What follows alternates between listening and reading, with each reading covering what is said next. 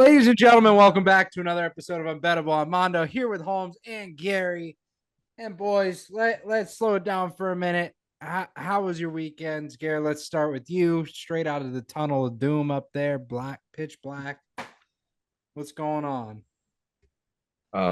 Nothing. Weekend was all right. The Bucks lost, which sucks. But it's whatever. Um, yeah, overall good weekend, chill vibes. Had to work a little bit. Actually, I just remembered this. My dad actually had to go to the hospital this weekend. Kind of crazy. Got diverticulitis. So prayers up to Big Air. He's recovering, but he's down bad at the moment. He's not doing gear activities like drinking beer and golfing for a little while. So, hopefully he'll be back to that soon. Hell Yeah, yeah, take care, Papa Holmes. Gary. Take care, Papa Gary, Gary. Great weekend. Spent a good amount of it traveling and getting to see family. It was very, very nice. But on just the football side of it, whoa, man, there was a lot of crazy shit that happened this weekend. Like, holy hell, college slate, NFL slate, stuff was very wonky this weekend. I mean, I don't even know what to make of some of the games that we're going to talk about today. But just trying to keep up with all of this stuff was very, very difficult over the weekend. Upsets everywhere. Yeah. Full disclosure, I didn't get to watch much football this weekend. I was traveling on Sunday and on a boat on Saturday and Thursday and Friday. I have just a family fishing tournament. But regardless, I didn't get to watch much football. I didn't get to put any bets down because I was out of state. So I pretty much took the weekend off, I guess. Um but yeah, I that's you know, traveling, seeing family, same as you. But yeah, studs and duds. Holmes, let's start with you. Who is your stud from this weekend? I had one of the easiest studs of the weekend, but I have a good feeling that I'm going to take somebody else's. I know I've been prone to doing that to Gary recently, so I'm going to go with somebody who had a fantastic performance, best performance so far this season. Derrick Henry. Derrick Henry with the Ravens. I mean, they were running all over the Cowboys defense on Sunday. And this was actually talked about on a lot of different like talk shows. A lot of media personalities were talking about the Cowboys' run defense is soft, like weak, man. They can't stop the run for anything. And this that was incredibly evident in this game. Derrick Henry by far had his best game in a Ravens uniform, 151 yards, two touchdowns. His longest run was 29 yards. Lamar Jackson has 87 rushing yards behind him. So both of them absolutely carved up the Cowboys defense. But for Derrick Henry, it was so great for this man. It felt great to finally get to see him go back to honestly his true prime form when he was with the Titans, looking really good in the Ravens uniform. Shout out to Derrick Henry, a little breakout performance this year. Gare, who's your stud? Um, this one's kind of hard. I feel like this weekend there were some good games, but I feel like a lot of things kind of went as planned. I don't really think there were any huge upsets or any surprises this weekend. But come on, brain, let's think about this for a second. Uh, my stud is going to be the Carolina Panthers, actually. This is the one big upset that I feel like nobody really saw coming this weekend. They pulled out their first W against the Raiders. Honestly, Raiders aren't the worst team and they're not the best team, so definitely a good challenge for Carolina. But it seems like a quick QB switch kind of did the trick. That's kind of worrying me a little bit. Because I feel bad, but at the same time, I feel like definitely put a little bit of more eye on to the Panthers, see if they're going to continue. But this could have easily been a one-off, but I guess they get my stud for this week. Yeah, I'm gonna keep it in the NFL. I'm gonna go Jawan Jennings. This man absolutely balled out against the Rams. 11 receptions, 175 yards, and 3 touchdowns. Just an absolute superstar. And for my dud of the weekend, again, this has to do with the Dolphins, so you're gonna have to bear with me. But uh, when I analyze what's going on out there in Miami, there's a lot of problems, and the biggest one is it's Skylar Thompson's high school coach for giving me false confidence in him. That really just ruined my weekend when I watched him put up 3 points. The guy sat there and he fed me lies saying Skylar Thompson, he's gonna light it up. He's gonna light it up now that Tua's out the way. And man, he didn't light it up. He actually got lit the fuck up and got hurt. But that's my dud. Gary, who's your dud? Yeah, poor guy didn't have any sort of pocket presence at all. That was tough to watch. But my dud of the week is going to go to somebody who I feel like deserves it every week for some reason. And this is the referees for the National Football League. I don't know if you guys watched this Kansas City Falcons game, but your boy Kyle Pitts, towards the very end, needed a crucial catch. He had it, but was jumped on by some fucker for the Chiefs before the ball even left Kirko's hand, clearly making this a PI, and it just goes completely out the window because, it's none other than the Chiefs. And I feel like this happens all the time in the NFL. And I'm sorry if your team has been affected by, ref I guess I can't say that word, ref stupidity. But I feel like this happens all too often with the Chiefs. I just think it's at this point, it's so blatant that it hurts. And then the fact that you have Patrick Mahomes, Getting emotional. and by the way, I can't remember what his rushing line was set at, but he had it, and then in the very end took just enough steps to not have it, that it hit the under because he knew he had the over and then got the under by 1 point. So if you're telling me that you're watching this game and seeing what's happening and not thinking that the Chiefs are tied in with some like fucking insane deal right now with the NFL, like you're feeding yourself full of bullshit. And I'm so sick and tired of the Chiefs, but most importantly, I'm sick and tired of the refs. All right, Holmes, you're dud. What a banger there. What a banger. I'm going to take it off the NFL here and I'm going to go to college. My dud for the weekend is Ollie Gordon II.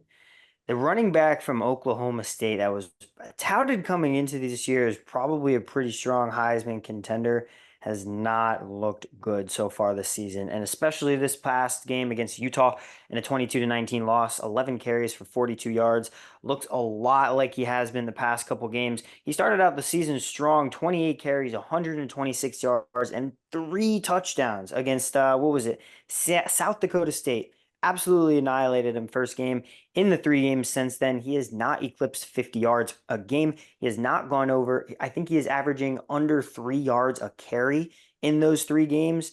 He has looked really, really bad. A shell of himself from last season and a shell of the expectations that I think a lot of people had for him coming into this season, given the incredible success he had with Oklahoma State last year. So unfortunately, Ollie Gordon, dud of the week. Got to get it turned up for that Oklahoma State team to be in contention.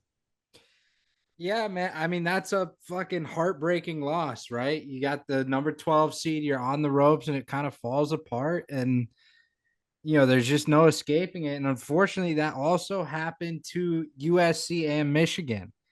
I mean, Michigan, they just found it running the rock with Khalil Mullins, but USC was battling for a while and Michigan fell apart. Holmes, give me your thoughts on this game as well as another one that we watched this weekend.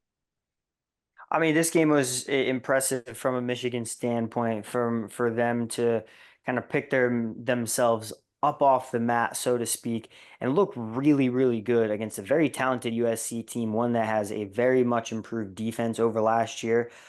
But in this game, you could see that there is still some fundamental things that need to be worked out on the USC defensive side. Tackling for one. I mean, tackling, you could argue, lost USC the game on the defensive side. Michigan was going to run the ball down their throat all game long. We know that Alex Orji is 100% a running quarterback before he's a passing quarterback. I mean, that's been noted all season long. And even last year when he was entering into games, he will not pass the ball.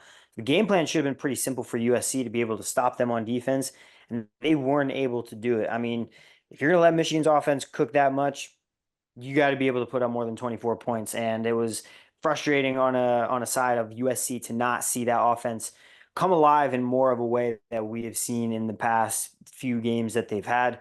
But shout out to Michigan, man. Again, they stood up tall. They were up to the test. The defense, it was okay. It did enough to be able to get the win, but their ground game was all awesome all day long, and it grinded out a really tough win here. Yeah. Props to Michigan for finally putting a dub on the board against a worthy opponent. I think they played great football.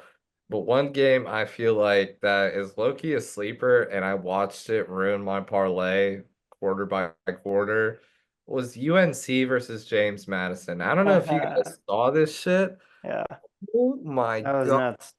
It was such a fun game to watch. I don't care that I was I mean, I took UNC. I feel like any sane human being would have. And that was kind of the last leg I needed to put me in the green for a while. But it is what it is. That's why it's gambling. But anyways, it was such a fun game to watch. Like watching some shit ass team put 70 points on UNC's head and do it at, North Carolina. I thought that was electric, and I thought it was a really fun game to watch. And I believe that UNC actually set a record, or not UNC, James Madison set a record for the Sun Belt teams as I want to say it was either the most yards in a football game or the highest amount of points in a football game for that conference. So props to them. It was fun to watch them whoop up on UNC. I mean, who really likes UNC anything? I mean, they got cool drip, I guess, but they're pretty ass, pretty mid-tier, but it was still fun to watch. So yeah, that was my pretty fun game for the weekend. I feel like, I mean, the last one we really got to talk about are the Gators. Getting an SEC dub was brutal. Wasn't the most fun game to watch. But in the beginning, I'm not gonna lie, it was a little bit nerve-wracking. Holmes, what do you think? I mean, it was just nice to actually see the offense flow a little bit better than it has the past few weeks. I mean, especially Mississippi State is not good. You don't get me wrong on that, but they're at least an SEC opponent. Didn't Hmm. do it against an FCS school. Gotta give our offense props for figuring it out this week and looking a little bit more fluid on the defensive side. Man, it's just the same old stuff. Like we cannot stop the run. We cannot tackle. We cannot play disciplined. I mean, it's very, very, very frustrating to watch because you know that there's talent on that defensive side. You know that so many more plays can be made than are being made. And there's only so much hope I can continue to have in the defense week over week. I mean, they're continuing to prove to us that they will not improve. Couldn't have said it any better, honestly. I mean, I have no faith in this Gators team. I've chalked the season. I've chalked the Dolphins season. I am not a happy football fan. I don't enjoy it either. That is my analysis of this weekend. That's all I really got for you. I didn't watch anything. I'm tired. I haven't slept in 48 hours. I'm exhausted. You're getting a crash out Right. episode because I got nothing left for the fucking football year. I got nothing. He's losing it. It's He's week. losing it. I He's don't running even out of know what gas. week it is anymore, and I'm losing my Hey, mind, man. I can't talk football because my teams fucking blow. It's exhausting. It's exhausting. well, I mean, Holmes, I guess we could start off with our team, who unfortunately took a little bit of a bruiser this past weekend. Yeah, this was not the Baker we were used to seeing for these first 2 weeks at all. No. This gave me flashbacks to Nam, and by Nam I mean his past couple of years with the Bucks, um, against the Broncos. And I'm not even gonna lie, I favored the shit out of the Bucks on this game. I had a lot of money on their heads. Yeah, dude. And Bo Nix, first drive out, has one of the worst pass ratings in the NFL at the start of this game. Proceeds to just roll down the field and then jog it in for a touchdown. And after I saw that is when I knew, holy fuck, we don't have any starters, and it is starting to show. And they proceeded to just completely butt fuck us and run inside zone every play because they know Vita Vea is not there. Mhm. And it was successful. And then we go to the offensive side of the ball. Baker. Whoa, whoa, whoa. Like we need to take a step back off the ego train, I think, a little bit, and realize that, you're still a human being and that, you're not gonna have crazy performances like you do every week. Feel like he kind of was just not playing himself, between his run game. We like to see him on his feet a little bit. That was going nowhere. Passing going nowhere. Mike Evans couldn't get open to save his life. Um, couldn't get a run game going. But yeah, I mean, brutal loss. Brutal is right. I mean, it's kind of one of the only words I can use to describe it. Yeah, this one sucked. I'm with you. I thought, 6.5, 7 points. I don't care. Play that shit up to 10. I thought we were gonna run it up on the Broncos at home. Turned out this is what was probably one of the trappiest games of the weekend because not only with the injuries that the Bucks have suffered, largely on the defensive side, I think we just took the Denver Broncos way too lightly at home. I mean, we just completely underestimated them because rookie QB, Bo Nix, they've looked like absolute trash the first 2 weeks. And they come out and Bo Nix put on a show. There really isn't any other way to describe it. He was scrambling all over our defense. He was connecting on all different types of passes. I mean, making our secondary look bad. Um, the only credit I will give our secondary is somehow, and I saw the stat today, we are the only defense in the entire NFL to not give up a passing touchdown. I don't know how that is possible given the struggles our secondary has had, but we've done it. So I will give them credit for that. Other than that, there is really nothing great to take away from this game. Really, on the offensive side, kind of just clunky all day. Mike Evans was locked up by Pat Surtain. Just a really bad matchup for him there. Baker Mayfield, not the strongest day, and just nothing was really coming together for them. Everything was going the Broncos' way. Nothing was going our way. Just a tough game for the Bucks there. But I do think, in hindsight, I do think this game will be very good for us. I think going into this week, hair on fire, are going to come out trying to put 30 points on the board, looking to absolutely maim whoever the hell we're playing, the Eagles. Eagles. Hell yeah, baby. That's what I thought. All right, so that'll be really exciting. I'm looking forward to that matchup. I've just gotten word that Mr. Mondo, he has crashed out, technical difficulties. He will not be coming back to the pod. Something's going on with his computer on his end. So me and Gary, we're going to take it home to the end, go through the rest of the NFL slate. And Gary, we didn't even have an episode late last week. We were traveling. We couldn't get an episode together.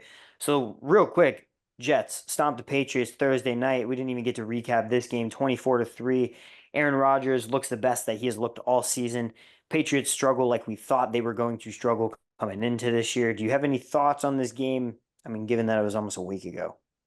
Now, the most memorable thing I can think of from this game was who's the coach for the Jets, Holmes, real quick. It is Robert Saleh. Yeah, so Salah goes to give Rodgers a hug after he scores his first tutty of the night. Rodgers was not with it at No. all. Pretty much pushed him away, and after multiple people saw the clip, deciphered the words to be "It's not over," which I respect the hell out of that mindset. I really do, but I feel like, if your coach is going to embrace you and like be like, "Hey, good job, man." Like, I mean, especially for Rodgers, he kind of had a rocky start at the beginning of the season, and I wonder if this is because of tensions between him and the coach. I mean, he kind of put it on full display in front of everybody, and I feel like if you've seen Hard Knocks and you've watched the Jets, Saleh is a pretty happy guy. Like he's not really a coach that is very like dickhead energy and is like, if you fuck around, you're gonna find out. He's more like, all right, you fuck around, we're gonna learn, and learn together. And I was like, damn, that's kind of a dick move for Rodgers, I think. But at the same time, I get it from a player aspect, but it was just kind of weird to see. Yeah, that was an interesting moment watching that and like all the replays of that, trying to figure out what the hell was going on, but it was so hard to figure out what was going on. It seemed like it was an out of context moment. But Yeah. good on the Jets here to pick up another win. Looking really good doing so as well. And the defense too. Defense had their best game of the season. Finally looked like the Jets defense that we have talked about all off season long is hopefully being one of the best in the Hello? NFL. Oh my God, he's back. Am I here? Oh my God, he's returned. Hello? The prodigal son has returned. I have returned. Holy shit. I don't know what I did to fix it, but I did something. I I am thought this guy back. was dead in the water. I thought I was too. I was hanging by a thread. Where were we? I'm sorry, I cut you off. Bro, you're totally good. We were just about to jump into the rest of the 1 o'clock slate, and I guess the next game we can go over is Steelers Chargers. Steelers are one of the undefeated teams in the NFL at 3-0. I don't even know how that's happening right now. Chargers lose Justin Herbert mid-game to a foot injury. Did not look very good for him. Steelers just getting it done behind Justin Fields, man. Justin Fields is not making mistakes. He's confident. The team believes in him. And god damn it, that defense is crazy. I mean, as soon as Justin Herbert went out and Taylor Heineke got in the game, bro, I mean, they couldn't protect a lick. Their line was Mhm. getting to the quarterback like crazy. This was nuts. So Steelers pretty much dominated this game. I feel like the score was a little bit closer than the game probably indicates, but any thoughts, gentlemen? Yeah, I mean, honestly, when you look at the Steelers, you don't look at a powerhouse team, right? But you look at that defense, and everything is picture perfect as it needs to be. Everyone knows their role, they know how to build it up. And, the defense wins titles. And I mean, this is the example of it. Justin Fields has adapted well to the game manager role, and they're letting the defense shut everything else down. So I don't really know what the future holds for the Steelers, but it's gonna be something because if they keep finding ways to win this way, I mean they're gonna be tough to beat down the road. Yeah. Oh yeah. Yeah, Steelers play like a scrappy team, but in an effective way, if that makes any sense. They kind of just get it done. And I respect the hell out of it, and I think that it's about time that the Steelers started clicking. I feel like they've kind of had like big superstar players, on and off their team for the past 5 to 10 years, and now finally it seems like they have a team that is led by, the QB on one side and then the absolute dog and TJ Watt on the other. And I think that it's starting to work. And there's not really much else to say about it. I think that the way they've played reflects their record right now. I think they've played good. They haven't really made any huge mistakes, any stupid game-ending things. I mean, granted, they've won a couple close ones, but I mean, they're getting it done. You can't hate on them for it. For real, you cannot hate on the boys for getting it done. Talk about this surprise game. I did not see this coming, especially not in the fashion that it happened. Vikings 3-0, blow the absolute shit out of the Houston Texans 34-7. This game, like the CJ Stroud was rattled all game long. That Vikings atmosphere was crazy all day long. The crowd was getting so into it. That defense was juiced up. He had no time to do anything. 2 picks did not look good. Offense wasn't clicking. And Jesus Christ, dude, Sam Darnold. I mean, I don't even know what to say about this guy anymore. Like, career resurrection is all you can say. 4 TDs, ties a career high. Anyway, just have somebody take this, man. I'm at a loss of words. 3-0 Vikings. Who'd have Sam thunk it? Darnold, the big three now out in Minnesota. Darnold, Jones, and Jefferson. The boys are balling up there in Minnesota, brother. I mean, holy shit. It wasn't just offense either. Their defense just picked apart CJ Stroud, made him look like an idiot. He looked terrible. And then their run game couldn't get any better. It was wild, dog. It was Yeah. wild watching these highlights. I couldn't believe how bad they made CJ Stroud look. Yeah, I mean, Vikings are a real team. This is not a meme. This is not a drill. They have beaten every tier of team, I think. Now, they beat the Giants, absolute dog shit team. They're in the shitter tier. They beat the Niners. I mean, this year does not reflect how they played last year, but I think that was a great game. We'll put them at mid tier. Now they beat the Texans, which in my opinion are at a pretty higher tier, just with the sheer amount of talent they have, as well as the way they've played with what they have. And CJ Stroud could not find his way in this game at all. And it was kind of funny because like he would like look up and you could see like the reflection of the sun off the top of the Viking stadium, like coming through the glass. And he just looks like he got hit with a flashbang. And I feel like that's kind of how he felt this entire game. Didn't really know what was going on. And, Skull. I don't know if that's how you use that chant, but Skull on, Vikings. Let's go. Shout out Sean Curvers. Crazy. It's cold. That is crazy. On to the next game. We got Eagles get a weird 15-12 win over the Saints. Saints finally come back down to earth a little bit after putting up 91 points in the first 2 weeks combined. Eagles had to do this all late, though. All their 15 points come in the fourth quarter. Saquon Barkley gets both of their TDs and essentially carries this team to a win. This one was kind of just weird and ugly, and a lot of other weird coaching decisions by Nick Sirianni that I do not particularly want to get into right now. But boys, how do we feel about the Saints getting their first loss? Eagles kind of barely eking out in a win here. Um, I'm sure most of America lost their money on the over in this game, would be my guess. It just top to bottom, just a shitty game. Saquon's a bright spot. Both defenses, I guess, are kind of a bright spot, but this fucking thing was ugly. I didn't enjoy seeing what I saw from it, but I don't know. The Eagles got a lot of shit to figure out right now.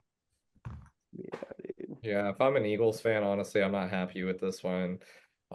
You're playing the Saints, who went from absolute steaming pile of shit last year to, starting off hot. I think that the lack of usage of Rashid Shaheed, um, kind of played a part in this L. I feel like he really wasn't clicking, and he was kind of, their star receiver here in the beginning of the year. But I really enjoy watching the downfall of the Eagles. I think it's the funniest thing how they went from, the hottest thing since sliced bread about a year and a half, 2 years ago to now, like fucking straight into the ground, die, Eagles die. Like their beak is so far in the fucking dirt right now that I don't think they're ever gonna pull it out until Sirianni figures out how to, for one, get better sleep quality because we can tell the man doesn't sleep. His fucking bags under his eyes are crazy. Two, get Jalen Hurts to stop throwing picks. The man cannot throw the ball this year at all. Like he is good on his feet and he's good handing it off to Saquon. And once people figure out that and then how to stop your tush push bullshit, you're fucking raps. Like I swear they are. Those are the only three things that are carrying that team right now. I mean, their defense is pretty raw, but like other than that, they're fucked. They have no more tricks up their sleeve. Everybody's figured it out. So I really don't see the Eagles going too far this year at all. Yeah, agreed. A lot of shit to figure out kind of on that side, and I'm excited for them to play the Bucks next week because if they just still do not look good, I mean, Bucks could come in and absolutely lay one on them.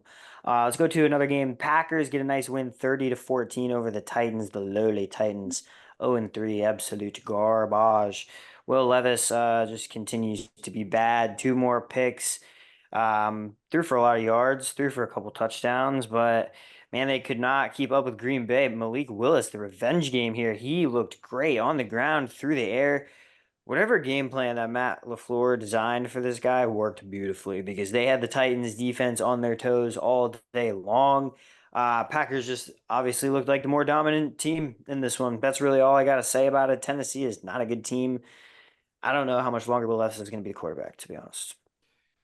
Yeah, I mean, I don't have much to add. They clearly made the wrong decision there. Malik Willis is a fucking baller.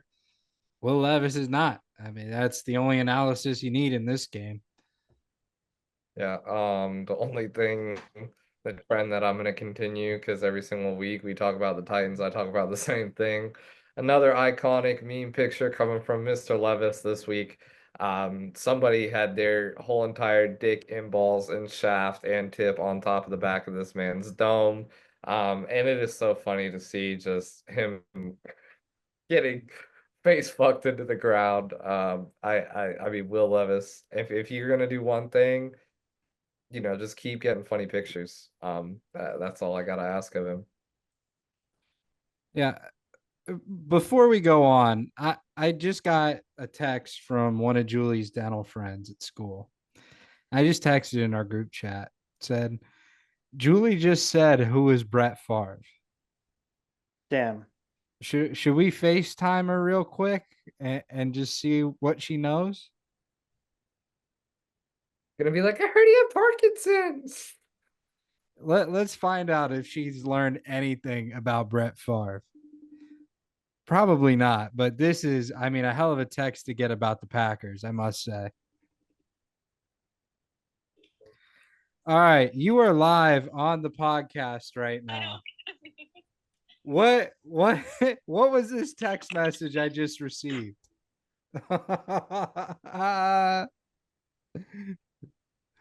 She is not going to be happy I did that, but that was worth No, it. she's gonna be very Take unhappy. us to the next game, Holmes. All right, this one kind of a shitter, but somehow the New York Giants pull out their first win of the season, 21-15 against the Browns.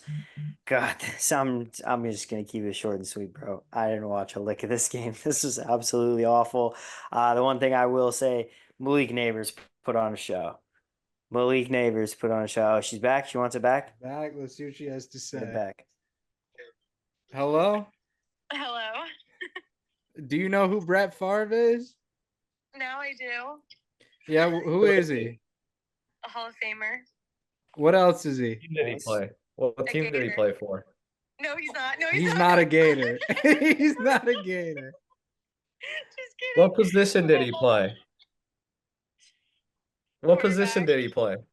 Oh, you Quarterback? fucker, you're cheating. Yeah, show all the boys. Let them get their No, airtime. he's not helping me. Sarah was helping me.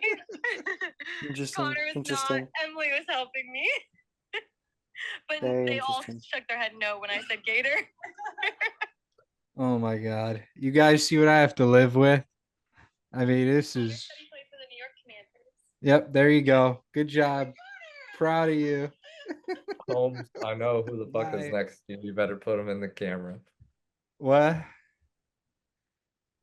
No, I was talking to Holmes. His Holmes, you cat get is that like- motherfucker on the camera. The audience needs it. Yeah, dude, we'll have to let her in soon. All right. Anyway, go ahead.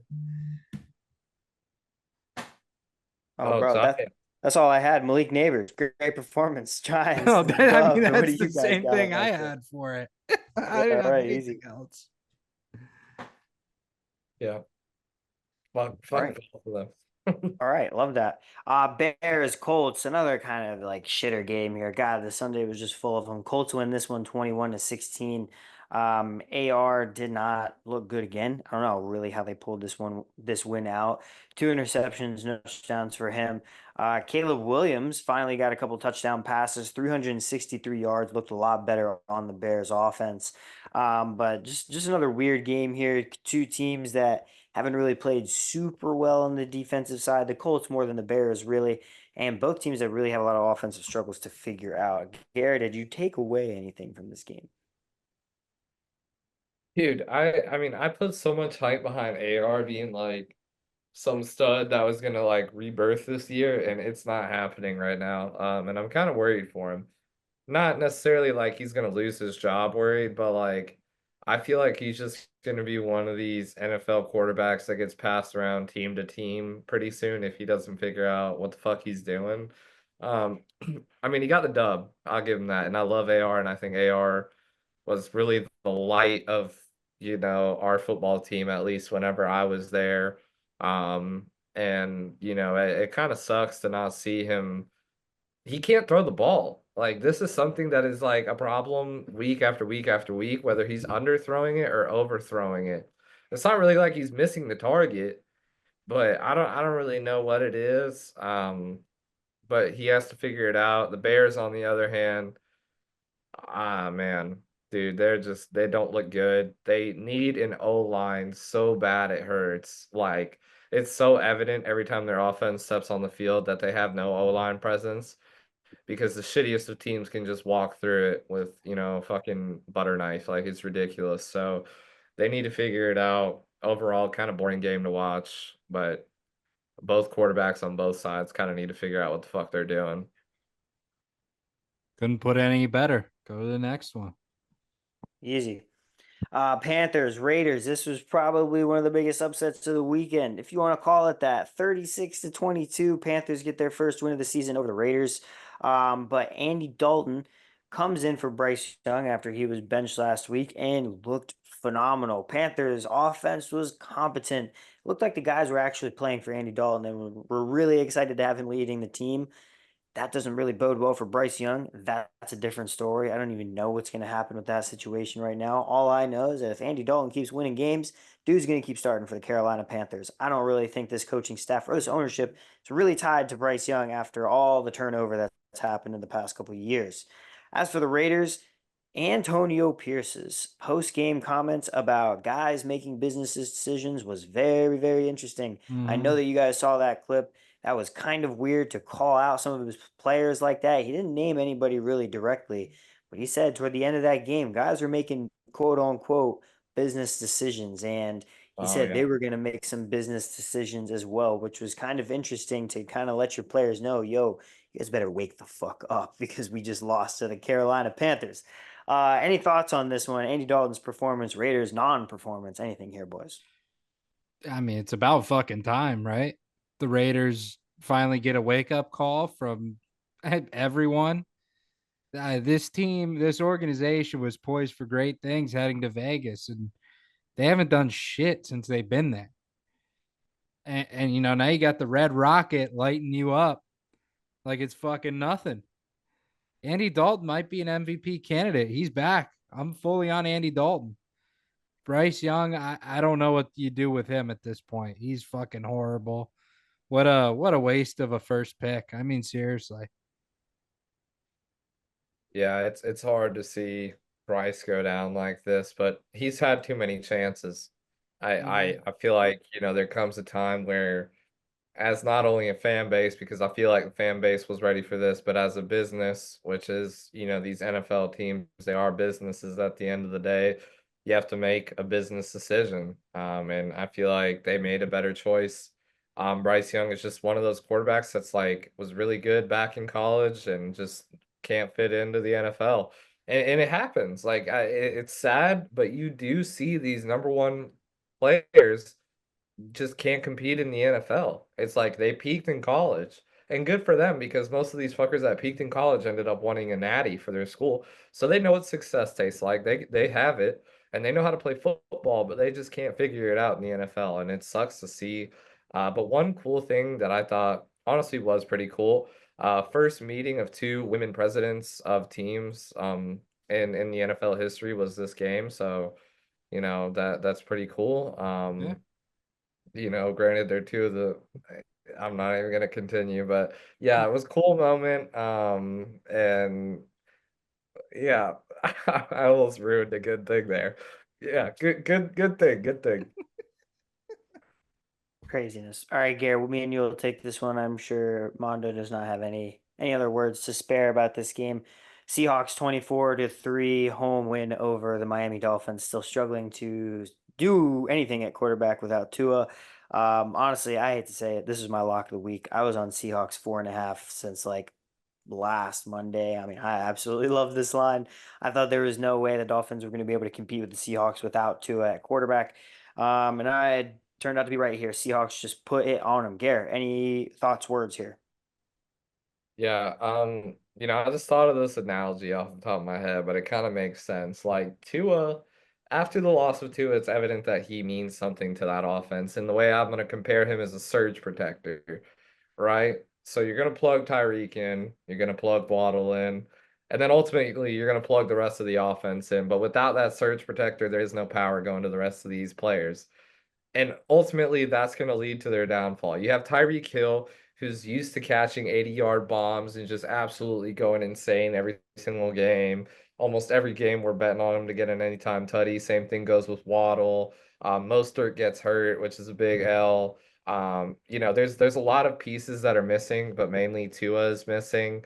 And it's crazy how much he leads this offense. And I feel like this game and the games to follow are going to be clear evidence that they can't do anything without him. And that kind of sucks because, how much longer is Tua going to play in the NFL? Yeah, he's coming back. He's on IR right now. They're saying he's going to figure it out. But this is probably a big problem in their front office right now. I mean, obviously it is, but if he can't come back or for some reason makes a choice to not come back, I mean, there's a lot of money they shelled out to these different players because of him that they're ended up gonna not get a good return on their investment, essentially. So it's brutal. But on the other hand, I mean, Seahawks kind of making a name for themselves this year, playing pretty good football. So good on them. But Dolphins, man, it's pretty hard to watch. Rough road. Can I keep it a buck here? Do it. I'm tired of this whole optics thing in the NFL. Uh, we put two on the IR because it's bad optics to have him play, right? Did you know in 2023 Derek Carr played through 2 concussions that year? Nobody said a word. And there's about a list of 18 more over here that I could go through, but I'm choosing not to. I think it's horseshit that we have to be the ones to put him on IR when he can be cleared to play the next week. I get it, Gary. I see your look, right? Oh, I agree. He should probably retire, but if he's not, then why are we treating him like a baby at this point? If everyone else can play through it, why can't Tua? I feel like the severity of his concussions are just so much worse than others we see. Like every single time he gets one, when he does that shit with his hands, bro, that is so bad. Like that I is like know. permanent nerve damage. And it's like, I understand. I feel like there's plenty of not even just quarterbacks, NFL players that probably experience concussions every week. I mean, look at that fucking Saints player. I think it was the Saints player who got it was like the targeting thing all over Twitter that never got called or something like that. You know what I'm talking about? I Yeah. think Yeah. so.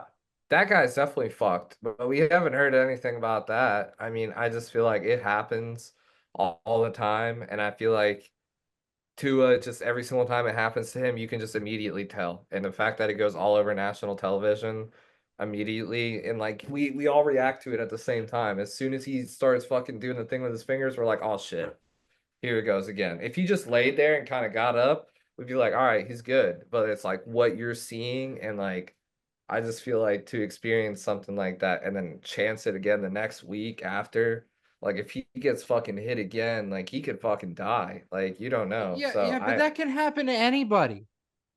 That's the part that's annoying.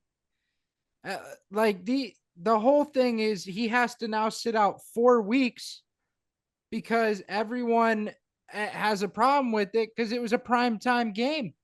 Everybody saw it. but they also If paid he's not going to 200. retire for his well-being, then why do we have to treat him special anymore? Just have him Well, sit out for a week, maybe 2 weeks, and then have him come back. But since it's Tua, and since everybody saw it live, we now have to put him on the IR for 4 weeks and further ruin our fucking season. That's the part that's annoying the fuck out of me every time I think back to it. And I know it's not just me, it's the whole fan base. And this isn't saying Tua's injury is not severe. It is severe. It's not good. Okay. I was the first one to say he should probably retire. But at the same time, if he's not gonna, why do we treat him differently than everybody else who's had a concussion? Just because everybody's seen him have the concussion? I That's mean, what annoys me. This is just as a fan, and as it's happening to my team, I'm just trying to talk through it here. That's where I have the problem with this whole thing. So I don't yeah. know. No, it makes sense. I understand. I understand the frustration behind it. There's a lot of different things that go into it. It's a very complicated situation. I want the kid to be healthy. I want him to do what he thinks is gonna be best for him. That's it. Let's try and run through the rest of these games. We'll go through these last 3 or 4 o'clock pretty quickly. Ravens beat the Cowboys 28-25. Almost had the Cowboys come back and beat them after the Ravens were up very, very heavily in the first half. Lions get a bounce back win after a loss at the Bucks. They beat the Cardinals 20-13. Not much really special happened in that game. And then the Rams, massive comeback, 27-24 win over the 49ers, get a late field goal to win that game. Anything from these three games, gentlemen, that we feel we need to talk about? I mean, the only thing that I feel like is worth mentioning is the fact that the Niners are now 0-3. From going to Super Bowl contender to being one of the worst teams in the league right now. I feel like Whoa! We're 1-2, buddy. 1-2. 1-2, sorry, one and Yeah. two. But they play like an 0-3 team regardless. Fair. Um, they're pretty shit. And I just think it's crazy. Again, this is kind of in relation to, the analogy I made with the Dolphins. But I feel like for this team, it's McCaffrey.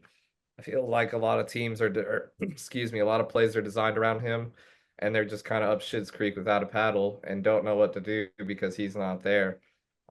So yeah, hopefully McCaffrey returns soon, or else they're fucked. Yeah, I Mondo, got anything about? nothing for that. I mean, you always know that one's gonna be a good game, just in general. They always play each other hard, so I wasn't really surprised that it was that close. But yeah, Gary, I'm kind of with you. I can't believe the 49ers are 1-2 right now. Just a weird start to the NFL season. I'm so lost with everything that's going on. All right, and then the three primetime games we had Sunday night and both on Monday. Chiefs get a close 22-17 win in Atlanta against the Falcons. Gary, you talked at length about the officiating in that game a little earlier. The Bills on Monday night absolutely blow out the Jaguars at home, 47-10. That game was over before it even started. I mean, Josh Allen looked phenomenal. The Jaguars looked horrible. Trevor Lawrence still hasn't won since I think Thanksgiving of last year. Mm-hmm. Not very good for him. And then the Commanders. How about them? Commanders getting a great 38-33 win. High scoring game, very clean game in Cincinnati. Bengals start out 0-3. They've started out slow before, but man, being 0-3 right now does not feel good. Any of these three games that you guys have anything from? Um, I'll just go kind of boom, boom, boom real quick. Chiefs, Falcons, Gary hit on the head. The officiating's terrible. The Bills, Doug Peterson has to be fired. This team is atrocious, and it's time to have a conversation about Trevor Lawrence. I don't think he's a good NFL QB. And then the Bengals, it's the same thing as whoever we said it about earlier. They got no O line. They just have no O line, and it's eating alive at them as well as the defense too. So the Bengals are going to keep losing until they figure that out. And good on the Commanders for getting the dub. Yeah, Commanders defense absolutely fucking dogs. Were on their ass all night, so good on them. And then with Joe Burrow connecting on Jamar Chase twice, but still can't pull out the dub. I know he's mad about that. Um, but other than that, I mean, Josh Allen, I mean, dude, he is on fire. I mean, at least he was the other night. Hot wife, good football team, fucking stud at his position. He's the king of Buffalo right now. Mm-hmm. And the one funny, I always talk about memes because I have brain rot, but I don't know if you guys saw, but the Gatorade ad for Josh Allen, it says, "Is it in you?" And it's like a very like close, sweaty picture of Josh Allen. That's pretty funny. Um, but yeah, is it This in is how bad. you? All right, before we sign off, I do have to say one thing. I've been looking at a few of the lines for the upcoming games on Saturday and Sunday, college and NFL, and I believe I have found two of the first trap lines of the year in Uh-oh. college and NFL. Now, to preface this, when I speak about trap lines in the NFL and college football, typically these are lines that do not make any sense. There is a team that is favored that likely shouldn't be favored. And it's because they're in a spot where their backs are up against the wall and it's likely that they are going to get the win. But you might think that the other side is so obvious that you have to bet it. So let's go over a couple of those games right now in college. BYU is playing Baylor. Baylor is favored by 3 in this game at home. If you just saw Baylor play Colorado this last weekend, they looked bad. They let Colorado come back and beat them on a Hail Mary in the last second to extend it to overtime and then lose in overtime. They did not look good. BYU, on the other hand, is 4-0. They have looked phenomenal in the Big 12 and just knocked off a ranked Kansas State team last weekend. There is zero chance Baylor should be favored in this game. We're going to take Baylor -3. Then we're going to go to the NFL. Cincinnati, they are 4.5-point favorites at Carolina. There is no way that an 0-3 team on the road should be getting 4.5 points in their direction. They're favored by 4.5 points. They're 0-3. They have not won a game yet this season. And Carolina, we just saw it, looked like a completely different team with Andy Dalton at the helm. They look so much more competent than they did under Bryce Young. This screams, the book is begging you, take Carolina 4.5. We will give you 4.5 points. Take the Bengals -4.5. They're going to win this game by 10. Bang. I haven't looked at any lines yet. Good on you, Holmes. Got If you you. enjoyed this episode, please make sure to like, subscribe, share with everyone you know. We'll see you on the next episode. Peace.